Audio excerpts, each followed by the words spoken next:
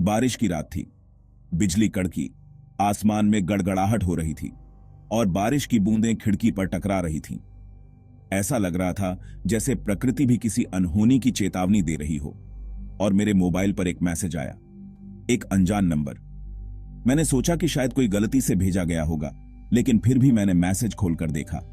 Message में लिखा था, गांव आ जाओ, दादी याद कर रही हैं। यह पढ़कर मैं चौंक गया। दादी, जो 5 साल पहले गुजर गई थीं, यह कैसे संभव हो सकता है?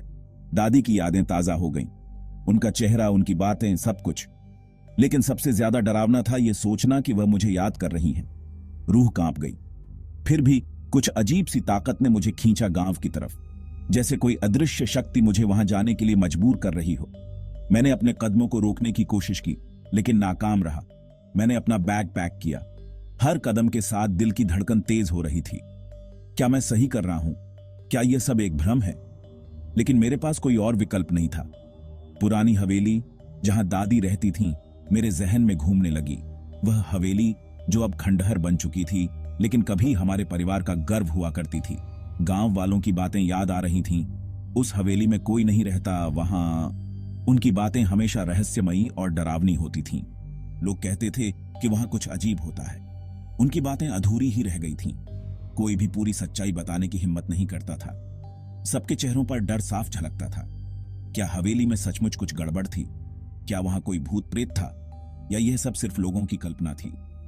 इन सवालों के जवाब पाने के लिए मुझे वहां जाना ही था। हवेली की ओर बढ़ते हुए मेरे मन में अनगिनत विचार उमड़ रहे थे। क्या मैं दादी की आत्मा से मिल पाऊंगा, या यह सब एक भयानक सपना है? हवेली के पास पहुंचते ही मैंने देखा कि वहां की खिड़कियां टूटी हुई थीं और दरवाजे पर जंग लग चुका था। अंदर जाने की हिम्मत जुटाते हुए मैंने दरवाजा खोला। अंदर का दृश्य और भी डरावना था। हर कोने में अंधेरा था और हवा में एक अजीब सी ठंडक थी। मैंने दादी की तस्वीर को देखा जो दीवार पर टंगी हुई थी। उनकी आंखें जैसे मुझे घूर रही थीं। अचानक मुझे लगा कि कोई मेरे पीछे खड़ा है। मैंने मुड़कर देखा, लेकिन वहां कोई नहीं था।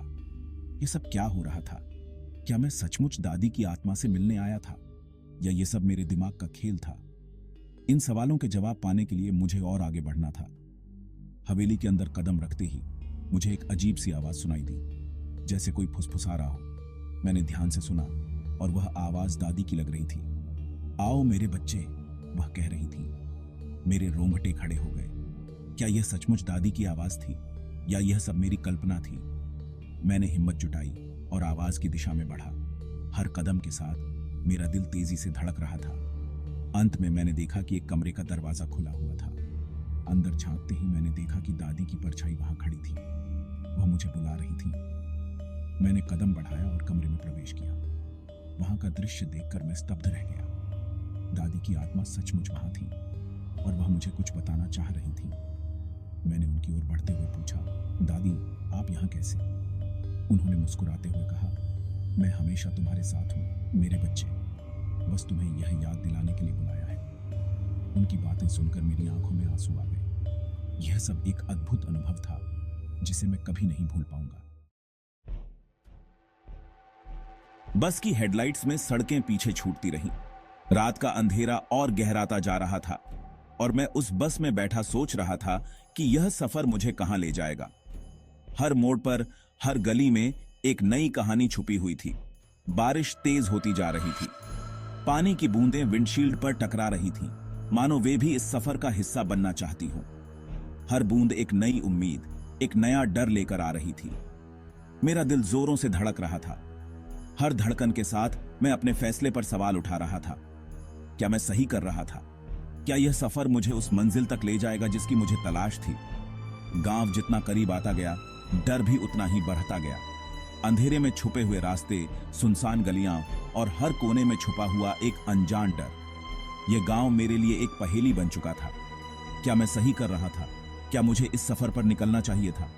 मेरे मन में सवालों की बाढ़ आ गई थी। हर सवाल का जवाब ढूंढना मुश्किल हो रहा था। क्या मुझे वापस लौट जाना चाहिए? क्या यह सफर मेरे लिए सही है? लेकिन फिर मैंने सोचा, अगर मैं अब लौट गया तो शायद मैं कभी अपने सवालों का जवाब नहीं पा सकूंगा। गांव पहुंचने पर सन्नाटा था।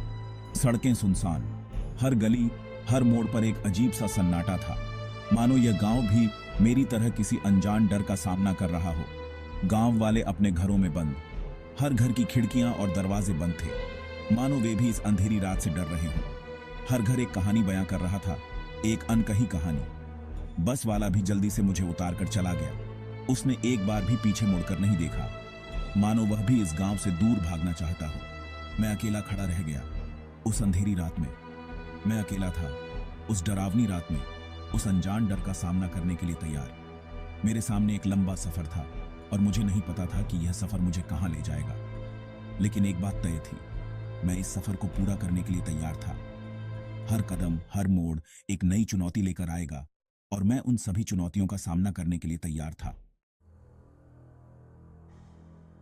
हवेली का दरवाजा जंग खाए ताले से बंद था। यह हवेली वर्षों से वीरान पड़ी थी, जैसे किसी ने इसे भुला दिया हो। दीवारों पर जाले और फर्श पर धूल की मोटी परतें इस बात की गवाही दे रही थीं कि यहां कोई नहीं आता। चाबी? वो तो मेरे पास थी ही नहीं। मैंने सुना था कि इस हवेली की चाबी खो चुकी है और कोई भी इसे खोलने की हिम्मत नहीं करता। जैसे ही मैंने दरवाजे पर हाथ रखा, वो अपने आप खुल गया। दरवाजे की चरमराहट ने एक अजीब सी सिहरन पैदा कर दी। ऐसा लगा जैसे हवेली खुद मुझे अंदर बुला रही। एक ठंडी हवा का झोंका आया अंदर से। पर्दे हल्के से हिलने लगे, जैसे किसी अदृश्य शक्ति ने उन्हें छू लिया हो। हवा में एक अजीब सी ठंडक थी जो रोंगटे खड़े कर देने वाली थी। मुझे लगा जैसे कोई मुझे अंदर बुला रहा हो। अंदर अंधेरा था, हर कोने में छायाएं नाच रही थीं और हर कदम पर ऐसा महसूस हो रहा था कि कोई मुझे देख रहा है। केवल एक कमरे से रोशनी आ रही थी। उस रोशनी की ओर बढ़ते हुए मेरे दिल की धड़कन तेज हो गई। ऐसा लगा जैसे उस रोशनी के पीछे कोई रहस्य छिपा हो। मैं धीरे धीरे उस तरफ बढ़ा। हर कदम के साथ फर्श की लकड़ियां चरमराने लगी और हर आवाज ने मेरे दिल की धड़कन को और तेज कर दिया। हवा में एक अजीब सी गंध थी, पुरानी लकड़ी और किसी अनजानी चीज की। यह गंध इतनी तीव्र थी कि सांस लेना मुश्किल हो गया। ऐसा लगा जैसे यह गंध किसी पुराने रहस्य की गवाही दे रही हो। क्या यह सिर्फ मेरा वहम था या सच में कोई अदृश्य शक्ति मुझे देख रही थी? हर कोने में छायाएं नाच रही थीं और हर कदम पर ऐसा महसूस हो रहा था कि कोई मुझे देख रहा है। हवेली की दीवारें जैसे अपने अंदर छिपे रहस्यों को बयां कर रही थीं। मैं आगे बढ़ता गया और हर कदम के साथ हवेली की रहस्यमयी दुनिया में और गहराई में डूबता गया। कमरे में एक दिया जल रहा था, परछाइयां नाच रही थीं दीवारों पर। मुझे लगा जैसे कोई मुझे देख रहा हो अंधेरे से। हवा में फुसफुसाहट गूंज रही थी, आओ आओ। क्या ये आवाजें मुझे पागल कर रही थीं? मैंने जोर से कहा, कौन है यहां? कोई जवाब नहीं आया, सिर्फ खामोशी। लेकिन अब मुझे यकीन हो गया था, मैं यहां अकेला नहीं था। कोई तो था जो मुझे देख रहा था, मेरी हर हरकत पर नजर रखे हुए। रात हुई तो डर और भी बढ़ गया। हवा में सरसराहट, खिड़कियों का खुलना और बंद होना। नींद तो जैसे गायब ही हो गई थी। हर आहट पर मैं सिहर उठता। क्या यह सब मेरे दिमाग का खेल था? अचानक मैंने एक परछाई देखी खिड़की पर, एक लंबी काली परछाई। मेरा दिल जोर से धड़कने लगा। मैंने हिम्मत करके खिड़की की तरफ देखा, पर वहां कुछ नहीं था। क्या मैं सचमुच पागल हो रहा था? अगली सुबह मैंने हवेली का कोना कोना छान मारा। कोई निशान नहीं था किसी के होने का। क्या कल रात जो कुछ भी हुआ वो सिर्फ एक बुरा सपना था? लेकिन मेरे अंदर एक बेचैनी थी जो मुझे कह रही थी कि कुछ तो गड़बड़ है। मुझे एक पुरानी अलमारी दिखी। उसके अंदर धूल में सनी तस्वीरें और चिट्ठियां। तस्वीरें दादी की थीं, एक आदमी के साथ। कौन था ये आदमी? और ये चिट्ठियां किसने लिखी थीं? चिट्ठियां पढ़कर मेरे होश उड़ गए। ये दादी के प्रेमी की चिट्ठियां थीं, जिन्हें गांव वालों ने मार डाला था। उन्होंने दादी पर जादू टोने का इल्जाम लगाया था। क्या दादी की आत्मा अब भी इस हवेली में भटक रही थी? तभी मुझे एहसास हुआ, मुझे यहां बुलाने वाला मैसेज, वो अजीब सी ताकत, ये सब दादी की आत्मा का काम था। वो मुझे सच्चाई बताना चाहती थी, अपनी बेगुनाही साबित करना चाहती थी। रात फिर आई और इस बार डर नहीं था, दर्द था। दादी के लिए, उनके साथ हुए अन्याय के लिए। तभी मैंने देखा उसे, दादी को। वो हवा में तैर रही थी। उनके चेहरे पर एक अजीब सी मुस्कान थी। उन्होंने मेरी तरफ देखा, उनकी आंखों में आंसू थे। मुझे लगा जैसे वो मुझसे कह रही हो, बेटा मुझे इस पीड़ा से मुक्ति दो। मैं समझ गया था मुझे क्या करना है। मैंने गांव वालों को बुलाया। उन्हें सच्चाई बताई। पहले तो उन्होंने यकीन नहीं किया, लेकिन जब उन्होंने दादी की आत्मा को देखा तो उनके चेहरे पीले पड़ गए। उन्होंने अपनी गलती स्वीकार की और माफी मांगी। गांव वालों ने दादी और उनके प्रेमी की आत्मा की शांति के लिए पूजा की। हवेली में एक अजीब सी शांति छा गई।